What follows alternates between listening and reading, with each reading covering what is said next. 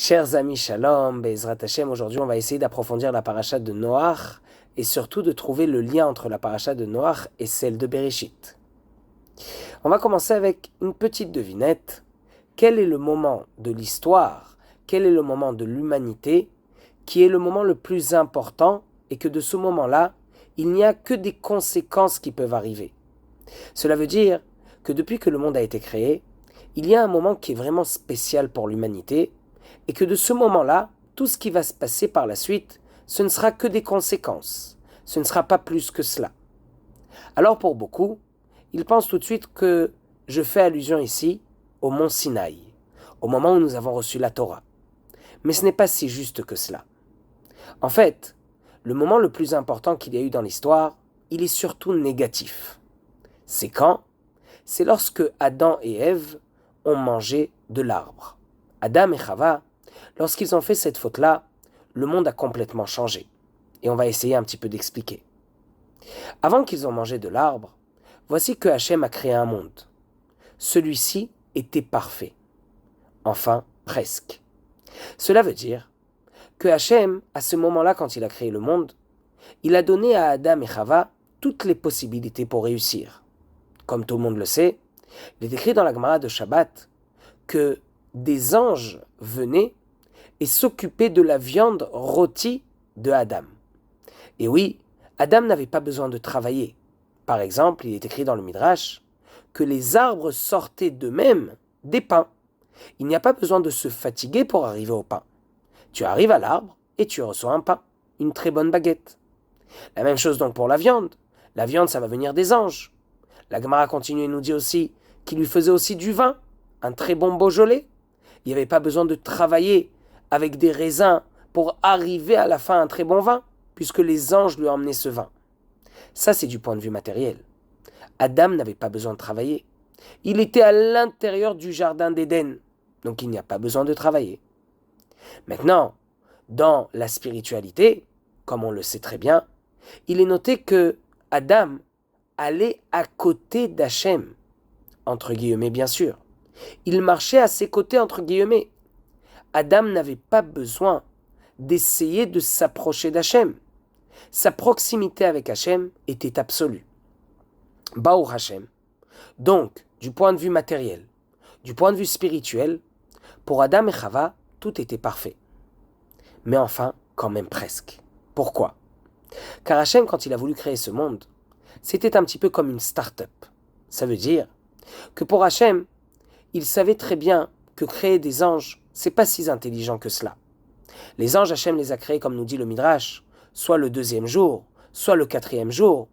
Mais en tout cas, les anges, c'est pas si grandiose que cela. Car en fait, c'est comme des robots.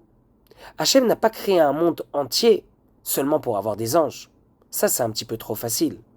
Ils n'ont pas de libre arbitre. Hachem, quand il a créé le monde, il voulait créer ici une start-up. Il voulait créer ici, il a fait en fait un challenge. Il voulait savoir, est-ce qu'un homme qui va avoir un libre arbitre va quand même réussir à aller vers le bien? Et du moment que c'est comme ça, alors Hachem, à ce moment-là, il ne va lui donner que du bon. Il ne va être avec lui que dans le bon. Et au début, Hachem, il a été avec l'être humain presque à 100%, on pourrait appeler ça 95%, pour que ce soit un petit peu plus facile dans notre esprit à comprendre. Hachem lui a presque tout donné. Et Hachem a dit, mais te donner que tout soit bon, que tout soit facile, ça c'est un petit peu trop facile. Maintenant je vais t'envoyer le fameux serpent, ou alors dans les Midrashim, c'est le Yetzer Hara qui va chevaucher le serpent. Mais en tout cas je vais t'envoyer maintenant ce fameux Nisayon. C'est le moment où on va savoir, est-ce que tu vas réussir à ne pas tomber avec ton libre arbitre? Et là, comme tout le monde le sait, Adam et Chava vont tomber. À ce moment-là, Hachem est obligé d'aller en arrière. Ça veut dire que de ces 95% entre guillemets, Hachem nous a dit, maintenant vous êtes tombés très bas. Vous y étiez presque. Il fallait juste passer ce Shabbat sans fauter, et là on serait arrivé à 100%. Là, l'être humain n'aurait plus jamais eu aucun problème avec le Yetzer Hara. Le Yetzer Hara serait rentré chez lui. Hachem d'ailleurs ne lui aurait même pas coupé la tête. Il ne serait pas dans une situation qu'il serait énervé contre le Yetzer Hara. Car le Yetzer Hara aurait fait son travail, c'est tout. essayer de faire tomber Adam et Chava. Mais du moment que Adam et Chava ne seraient pas tombés, alors automatiquement Hachem aurait dit au Yetzer Hara, merci beaucoup, tu as fait ce qu'il fallait faire, et maintenant je vais m'occuper de Adam et Chava, et être avec eux à 100%. Être avec une proximité avec Hachem où il n'y a aucune limite. Vivre dans le Gan Eden, bien sûr avec cette viande rôtie, avec ce vin, mais surtout encore plus s'approcher d'Hachem. Vivre un monde qui est complet. Maintenant, du moment que Adam et Chava ont mangé, alors ils nous ont fait tomber très très bas. Et c'est pour cela que le monde va complètement changer. C'est de cet épisode, de ce moment-là, que toutes les conséquences qui vont se passer par la suite, elles ne sont que des conséquences de ce moment. À partir de ce moment-là, le monde va commencer à être un monde qui va devoir essayer de s'en sortir. C'est un petit peu en tant que parabole, comme un train qui va toujours aller vers le ravin. À ce moment-là, dès qu'ils ont mangé de ce fruit, alors automatiquement, du point de vue matériel, ça tout le monde le sait. Adam et Chava vont devoir travailler. Adam va devoir travailler. Chava va devoir se fatiguer pour pouvoir enfanter. Ça ne va pas être du tout facile, ça va être même dur, très dur pour la femme. Et donc du point de vue matériel, c'est très dur. Adam va être aussi jeté du Gan Eden. Et à partir de ce moment-là, tout va être difficile. Ce n'est pas que cela, bien sûr. C'est du point de vue aussi rouhani. Adam va beaucoup s'éloigner d'Hachem. Beaucoup même. Énormément. Ça, c'est ce qui s'est passé depuis qu'ils ont mangé de l'arbre. Ce n'est pas que cela. Même la mort va arriver dans ce monde-ci. Donc nous allons énormément en arrière. Depuis ce moment-là où ils ont fauté, Adam et Chava, voici que nous allons vers un ravin. Et c'est exactement ce qui est écrit dans le Midrash. Le Midrash nous enseigne qu'à partir du moment où Adam et Chava ont fauté, alors il y a eu de très graves problèmes météorologiques dans le monde. Et oui, il faut savoir qu'il y a eu un petit peu des tsunamis dans certaines parties du monde. Il y a eu beaucoup de problèmes. De là, nous comprenons que à partir de ce moment-là, tout est mauvais dans le monde. Et quand on va rentrer dans la paracha de Noach, là, on pourrait un petit peu arriver à trouver des solutions. Mais ce n'est pas ce qui va se passer. Noach va faire partie de ce train qui va vers ce ravin. Comme on le sait, les hommes, à partir de ce moment-là, vont continuer à faire de très graves choses. Ils vont même amplifier les choses. Ils vont faire 4 choses très très graves. Les 3 fautes très connues, l'adultère, le vol et la avodah zara, l'idolâtrie. Ils vont rajouter aussi le vol, et ça Hachem n'aime pas du tout. Et donc ce train va continuer à aller vers le ravin. Pourquoi ? Pourquoi est-ce qu'ils arrivent à faire des choses qui sont très graves ? Parce que n'oubliez pas que lorsque Adam et Chava ont mangé de ce fruit, ils n'ont pas seulement mangé de ce fruit. Il est écrit que le serpent a rentré son venin spirituel négatif dans Chava. Et donc à partir de ce moment-là, les gens vont faire énormément de fautes. On n'est pas juste loin d'Hachem. On a envie de faire des fautes. D'où est-ce que ça arrive ? Encore une fois, de ce moment-là où Adam et Chava ont mangé de cet arbre. Donc nous comprenons que Noach fait partie de ce train qui s'appelle l'humanité, et que ce train va vers le ravin. Alors Hachem va venir voir Noach. Il va lui dire, écoute, toi Baruch Hachem, toi grâce à Dieu, mais c'est Hachem qui parle, donc grâce à moi un petit peu, on va dire ça comme ça. Toi Baruch Hachem, tu vas dans le bon chemin, mais le reste ça ne va pas. Alors essaye de leur faire tchouva. Là, Noach ne va pas réussir son enjeu, il ne va pas réussir son challenge à lui, et ce qu'il va faire, c'est plutôt de sauter de ce train. Il va sauter de ce train et en faisant cela, il va être sauvé. C'est la fameuse arche de Noé. L'arche de Noach, c'est qu'en fait, lui-même va être sauvé, lui et sa famille, mais pas plus que cela. Maintenant, après que Noach va terminer son histoire, et c'est la paracha de la semaine, voici qu'il est écrit dans le Midrash. Et pour moi, je vous dis la vérité, c'est le Midrash le plus important que je connais. Voici que un monsieur va arriver. Il s'appelle Avraham. Avraham va rencontrer le fils de Noach. Il s'appelle Shem. Et là, Avraham va lui demander une question qui est très simple. Il va lui dire, dis-moi, j'ai une question à te poser. Comment se fait-il que vous avez été sauvé du déluge ? C'est vrai qu'au début, Noach était un bon monsieur. Tu étais un ish tzaddik. Mais quand même, par la suite, le déluge est fort. Et normalement, l'attribut de justice ne fait plus maintenant de différence entre un tzaddik et un rachat. Et si c'est comme ça c'est un petit peu bizarre et il faudrait comprendre comment se fait-il que vous avez été sauvés. Alors là, Noach lui répond, c'est plutôt Shem qui lui répond. Shem répond à Abraham et lui dit la chose suivante. Écoute, pendant 24 heures sur 24, 7 jours sur 7, on était obligé de donner à manger à tous les animaux qu'on avait dans l'arche de Noé. Et donc si c'est comme ça, Hachem a eu pitié de nous et il nous a sauvés. Là, Abraham Avinu lui répond et lui dit, ah, c'est ça. Alors essayons un petit peu de réfléchir. Si pour aider l'autre matériellement, vous avez été sauvés, à plus forte raison, si on va aider l'autre spirituellement. Et c'est à partir de ce moment-là que Abraham, déjà à la fin de notre paracha, mais surtout la paracha qui va arriver qui s'appelle Lech Lecha, et c'est d'ailleurs le lien entre ces 3 parachiotes, voici que Abraham va aider les autres spirituellement. Comme tout le monde le sait, il va les aider, il va les convertir. Il va leur montrer combien est-ce que l'idolâtrie ne vaut rien du tout. En fait, ça veut dire quoi? Ça veut dire qu'Abraham va être le premier à être à l'intérieur du train et comprendre en fait ce que Hachem attend de nous. Il ne faut pas sauter du train. Il ne faut pas tout simplement laisser le train aller vers le ravin. Il faut essayer de l'arrêter. Il faut aller au tout début du train, prendre la place du chauffeur de train puisqu'il n'y en a pas, et essayer de l'arrêter, essayer d'appuyer sur le frein. Et c'est ça ce que va faire Abraham Avinu.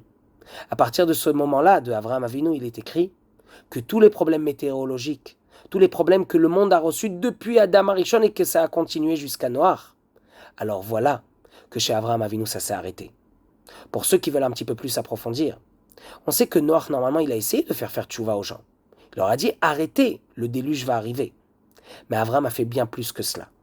Comme on le sait, Abraham lorsqu'il a entendu l'histoire de Sdom et Amora, il aurait pu dire mais là-bas c'est vrai que ce sont de très grands Réchaïm. Alors vas-y Hachem, détruis-les, on ne peut rien faire. Ou alors il aurait pu juste dire étant, écoute Hachem, je vais essayer un petit peu de leur parler. Non, il a fait plus que cela. Il a prié pour eux, il a pleuré pour eux. Il a senti que c'est peut-être le moyen de freiner le train vers le ravin. Donc c'est bien plus que ce qu'a fait Noach. Noach a juste dit aux gens, attention, on va vers un déluge. Mais est-ce qu'il a prié pour eux? Est-ce qu'il a pleuré pour eux? Ça, c'est seulement Abraham Avinu. Et donc Abraham Avinu, à partir de ce moment-là, va commencer à arranger le monde. C'est ça la force d'Abraham. C'est comprendre qu'on peut arranger l'histoire de Adam et de Ève. Adam et Chava, c'est une histoire qui est dure, et de cela il n'y a que des mauvaises conséquences. Mais peut-être qu'on peut arranger cette histoire. Peut-être qu'on peut réussir à arranger ce moment si tragique pour l'humanité. Et donc à partir d'Abraham Avinu, on commence un beau chemin. Ça va continuer avec Yitzhak, ça va continuer avec Yaakov, avec ses enfants. Et même s'il va y avoir une partie où on va devoir arriver en exil, en Égypte, à la fin on va arriver au mont Sinaï. Et quand on va arriver au mont Sinaï, on va être 600 000 personnes, que ces 600 000 personnes pensent qu'on peut arranger le monde, qu'on peut réussir à arranger ce qu'a fait Adam et Chava, ce qu'ont fait Adam et Chava. Alors voilà qu'à ce moment-là, on va même réussir à recevoir la Torah. À ce moment-là, il est écrit que le venin meurtrier, on peut l'appeler ça comme ça, le venin négatif spirituel qu'a laissé le serpent dans Chava a disparu. Donc on comprend bien combien est-ce qu'il y a un lien entre le mont Sinaï et l'histoire de Adam et Chava. Et d'ailleurs, pour ceux qui ont pensé au tout début, quand j'ai posé la question « Quel est le moment le plus important dans l'histoire du monde ?» et qu'ils ont pensé peut-être que c'était le mont Sinaï, ils ne se sont pas si trompés que cela. Parce qu'à ce moment-là, c'est le moment le plus important, positif. Celui qui peut arranger l'histoire de Adam et Chava. Maintenant, le Satan, il sait très bien qu'il faut qu'il utilise ses dernières cartouches. Il sait qu'il peut tomber. Alors il va tout faire. Il va tout faire pour faire tomber le peuple d'Israël. Mais en fait, c'est bien plus profond que cela. Hachem, il a dit, voilà, vous avez reçu la Torah, donc vous êtes encore une fois remonté dans ces pourcentages. Vous êtes revenu à ces 95%. Entre guillemets, bien sûr. Prenez maintenant cette Torah. Allez en Israël, construisez le Beth Amikdash, soyez avec Moshe Rabbeinu, et là, c'est sûr qu'on va arriver à 100%, qu'on va arriver à cette proximité absolue avec Hachem. Mais avant cela, j'aimerais vous vérifier. J'aimerais voir est-ce que cette fois-ci, vous êtes capable de ne pas tomber comme Adam et Chava. Mais encore une fois, voici que le serpent, entre guillemets, va arriver. Il va arriver, il va nous faire un problème. Ce fameux problème avec qu'on pensait que Moshe Rabbeinu n'allait pas revenir. Et donc, il va y avoir le veau d'or. Automatiquement, on revient à l'histoire de Adam et Chava. On revient en arrière. Et c'est pour cela que Dieu a dit « Ah bah si c'est comme ça, je n'ai plus envie de vous parler. » Et donc, il faut maintenant encore une fois arranger. ça va nous prendre en fait 40 ans. C'est sûr qu'il y aura d'autres histoires. Il y aura encore une fois l'histoire des explorateurs, ou peut-être que si on va rentrer en Israël, on va pouvoir peut-être réussir à arranger encore une fois le veau d'or, l'histoire de Adam et Chava, construire le temple, s'approcher d'Hachem, faire en sorte que le Mashiach va venir. Mais du moment qu'on a mal parlé sur la terre d'Israël, encore une fois on repart en arrière. Et voici en fait le monde, depuis ce moment-là, qui va aller toujours en essayant de monter et à chaque fois de revenir en arrière. C'est ce qui va se passer avec une histoire par exemple qui est très connue. Après 40 ans dans le désert, on va arriver avec Yehoshua en Eretz Israël. Quand on va arriver en Eretz Israël, alors là on aurait pu penser qu'il y aurait une conquête. Des fois on va gagner, des fois on va perdre. Mais après l'histoire de Jéricho, donc on a réussi là-bas vraiment avec de très grands miracles à gagner la fameuse ville de Jéricho. Voici qu'il va y avoir une histoire qui ne va pas être facile du tout. Il va y avoir une petite bataille avec une petite ville qui s'appelle Haï. Celle-ci, normalement, on devrait la gagner facilement. Mais voilà qu'on va arriver à avoir des problèmes avec cette ville-là. On va perdre cette bataille, alors qu'en fait, quand on réfléchit, il n'y avait aucune possibilité de la perdre. On était beaucoup plus fort que eux. Et là, Yehoshua va décider de déchirer ses vêtements, de se mettre de la cendre sur la tête et de pleurer beaucoup. Et là, on se demande une question qui est très simple. Pourquoi est-ce que Yehoshua va tellement prendre cette chose-là au mal? Pourquoi est-ce que c'est si dur pour lui?